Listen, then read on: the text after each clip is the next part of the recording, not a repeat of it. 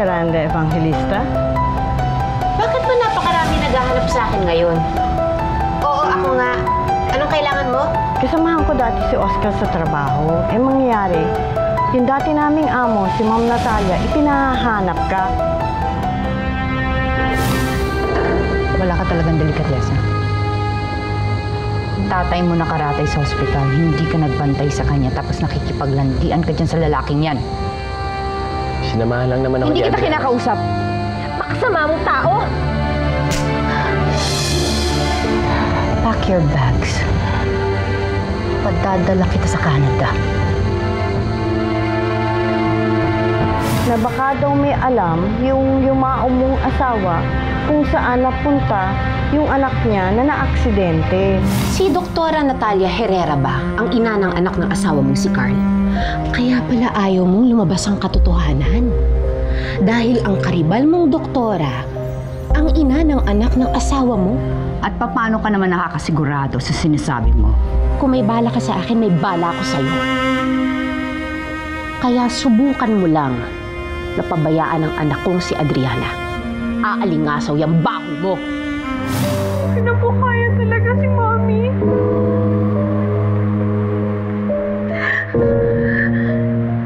Nalayasan ko po talaga ang Mommy.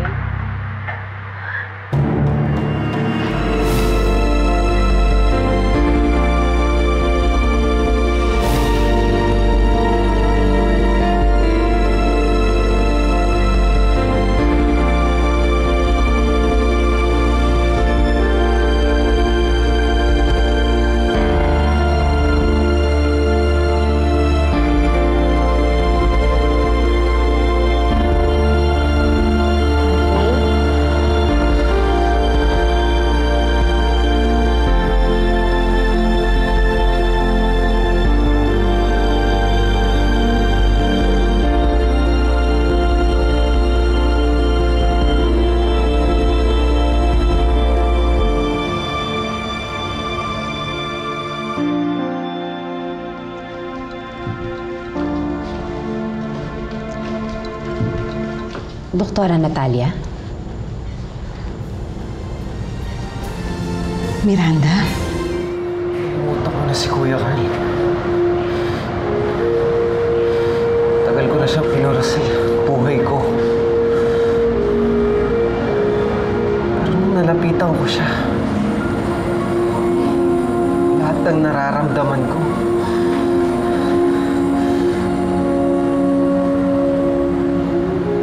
mas nangibabaw pa rin yung nakaraan namin eh. Calvin, dahil alam mo mabait siyang tao. Hindi ka niya kayang pabayaan. Nagka-amnesia lang siya kaya hindi ka niya hinanap noong bata ka pa. Alam ko nahihirapan ka, Calvin.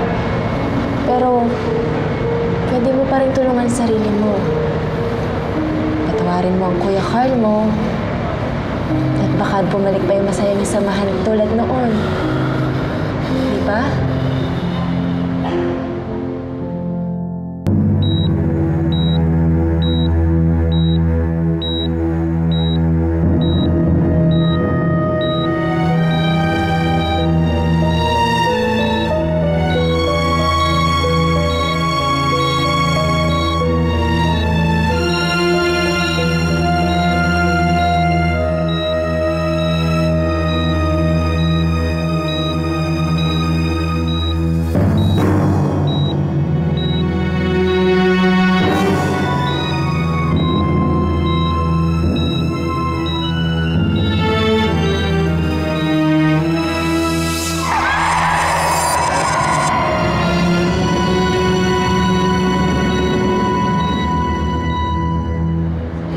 Pero paano si Daddy?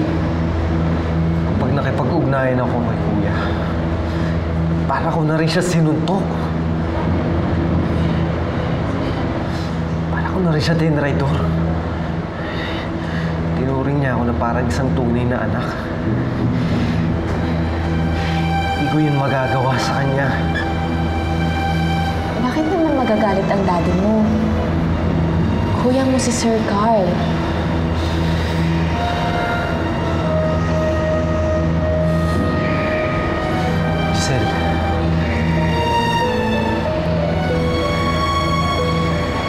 pwedeng magkarelasyon si Kuya Carl at si Tita Natalia.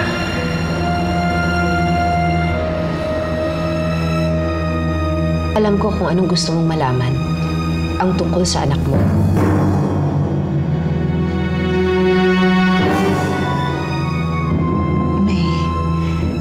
May alam ka ba tungkol sa kanya?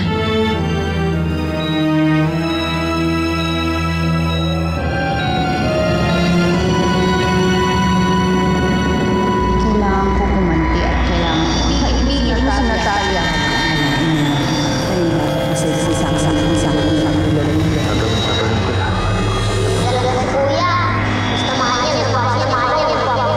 Good news ang sa'yo. Kaloy, graduate niya.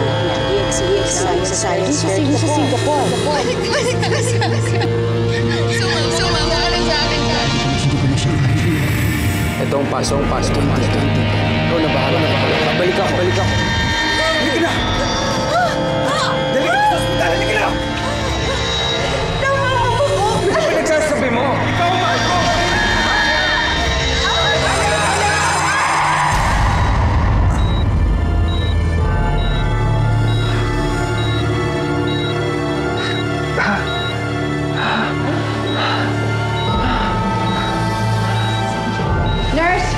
Nurse!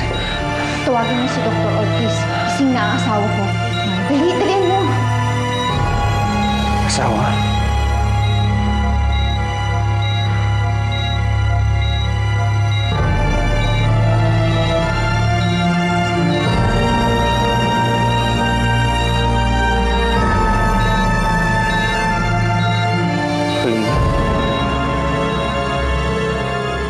Oo.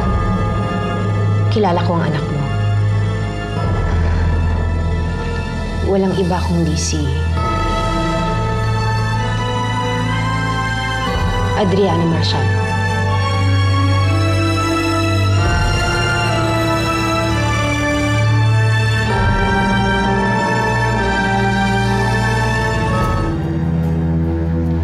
Christy, tama ang kutob ko.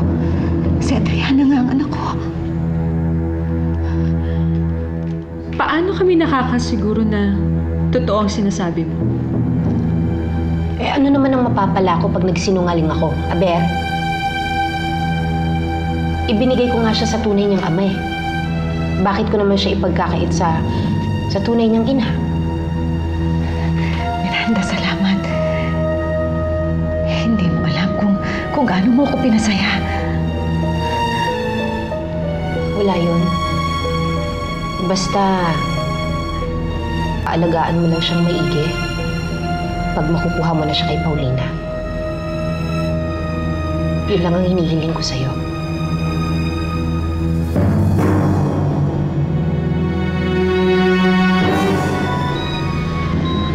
Ako ang asawa mo, Carl. Hindi mo ba ako natatandaan? Pasensya ka na, Han. Namigla lang ako.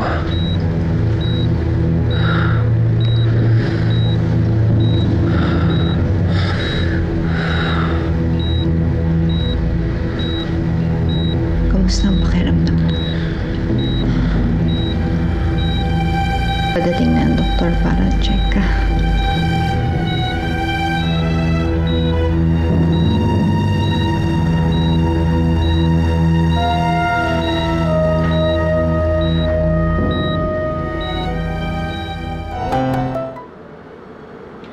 Sis, I need your help. Just in case na hindi pumayag si Stefan na sumama ako sa kanya. Okay. I'll call you back later, okay?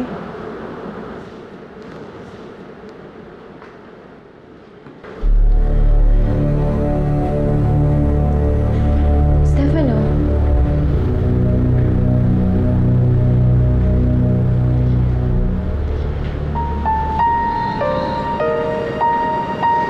Sure ka na sa paglalayas mo? Nagpa-interview na ako sa press. Sinabi ko na hindi ko na talaga matiis ang mom ko. Saan ka na magpupunta?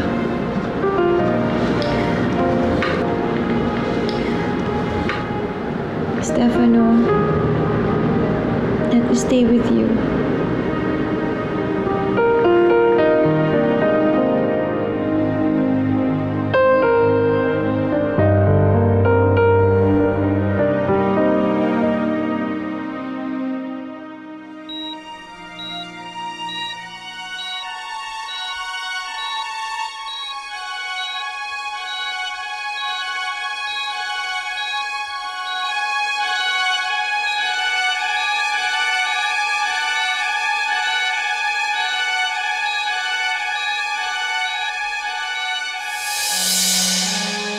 Anak, pangako namin sa'yo, ibibigay namin lahat. Lahat ng pagmamahal, lahat ng kailangan mo.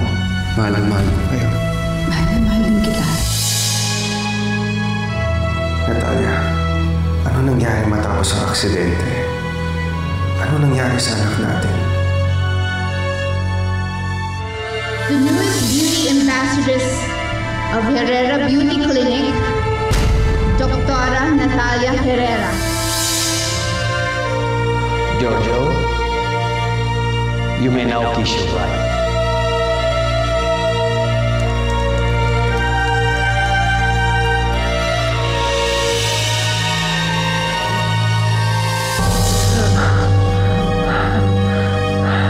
Mr. Marciano, huwag na kayong lumawan. Ayoko na rito. Uuwi na ako.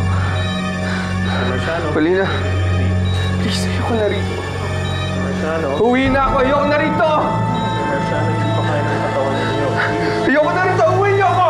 Please, relax, Mr. Paulina! Carl, ang sugat mo. Hindi pa naghihilom. Kailangan mo magpahinga. Higa ka muna. Pahinga ka lang.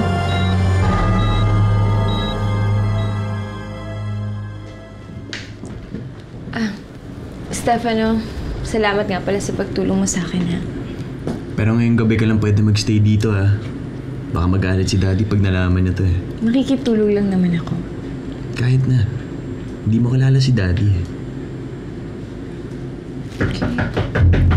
Stefano? Masok na. Ay! Carl. Binigyan ka ng pangalawang buhay. Huwag mo sayangin ang dugong binigay sa'yo ng donor. Donor? Sino? Sino nagbigay nito? Stefano, nakaharang yung kotse mo. Hindi ako makalabas eh. May lakad ako, nagmamadali ako. Pwede bang maghintay ka? Sandali lang. Sige, bilisan mo ah.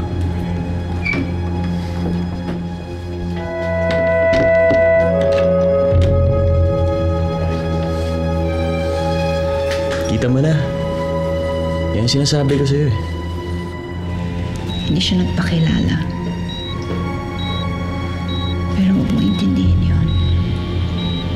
Importante, ligtas ka.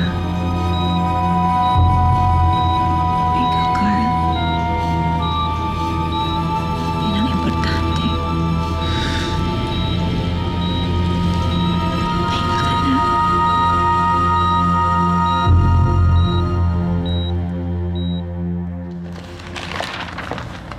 Good morning. Morning. Hindi ka ba pupunta sa ospital ngayon? Not today. May meet kasi yung kliyente sa labas. Ikaw, hindi ka ba pupunta sa clinic mo? Sinabi ko kay Christy na malilate ako. Giorgio, meron sana akong gustong sabihin sa'yo. Go ahead, tell me.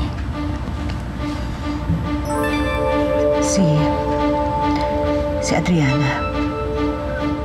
Paano kung anak ko siya?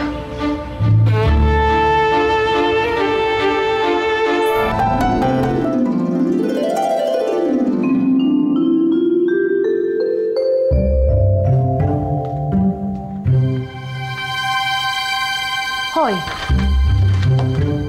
Sino nagbigay sa iyo ng permiso na magkabit ng mga chip burlolo mo dito sa aking pamamahay? Cheap? You must be referring to yourself, Claudia.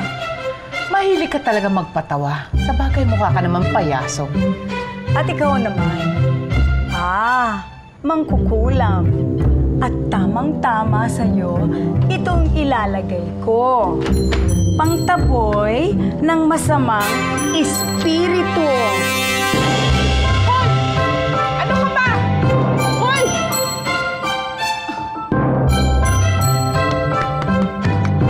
Hoy! Natalia, ano na naman kalokohan to? Giorgio, hindi to kalokohan. Anak ko yung pinag-uusapan natin dito. Natalia, patay na ang anak mo. Hindi, Giorgio. Buhay siya. At si Adriana yon. Ito ba ang plano ni Carl? Ha? Napalabasin na anak niyo ang anak nila ni Paulina. Pagkatapos iiwan mo ko? Magsasama kayo?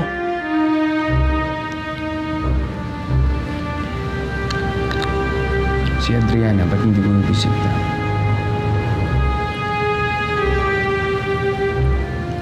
Busy lang siya sa trabaho. Taping ng taping, alam mo na. Puno ang schedule niya. Pero pag lumuwag na, dadalaw yun. Walang kinalaman to kay Carl o sa nakaraan namin. Ang importante dito yung anak ko. Huwag mong bilugin ang ulo ko. Walang ibang magsasabi sa'yo na buhay ang anak mo, kundi si Carl. Diyan ka nagkakamali. Pwes, sino nagsabi sa'yo? Sino? Laban mo yung mga damit ko doon, ha? Wala na akong ibang susuot. Nay, nabalitaan niyo po ba yung nangyari kay Ma'am Adriana na naglayas siya? Napanood ko po kasi sa TV eh. Siyempre, alam ko. Ano naman ang pakialam mo doon?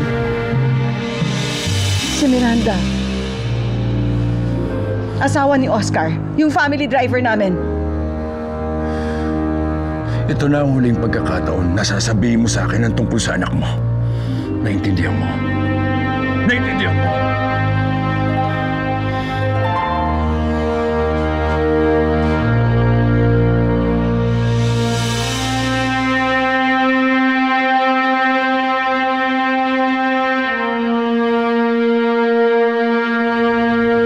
Nalulungkot lang po kasi ako kay Sir Carl.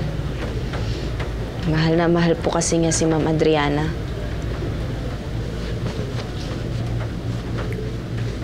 Hoy! Kumain ka muna dito! Dito ka na, upo ka na dito. Naman eh. Salamat, Paulina, sa pag-aalaga mo sa akin.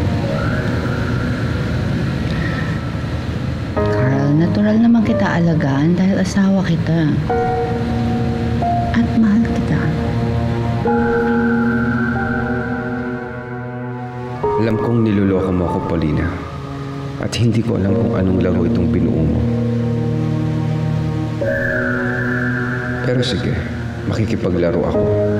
Sasakyan ko ang mga kasinungalingan mo. Hanggat hindi ko nalalaman kung hanggang saan ang inabot ang panlilinglang mo sa akin.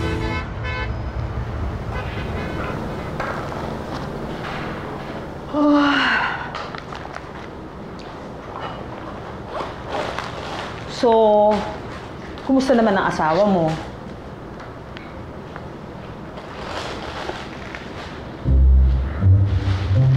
Stable naman siya. Buti nga hindi bumalik ang memorya niya. Nakabawas yun sa mga problema ko. Salamat ka kay Lord. Kahit sa tingin ko, hindi naman yung tatanggapin kasi masama ang intensyon mo. Joke lang. Yun naman, masaya ako kasi hindi pa mag-expire yung memorya ng asawa mo. Malakanakan mo, nasaan? Walik na ba? Miranda Evangelista. Ang bihira naman. Daig ko pa preso, araw-araw may dalaw. Bakit mo sinabi kay Natalia na anak ni si Adriana?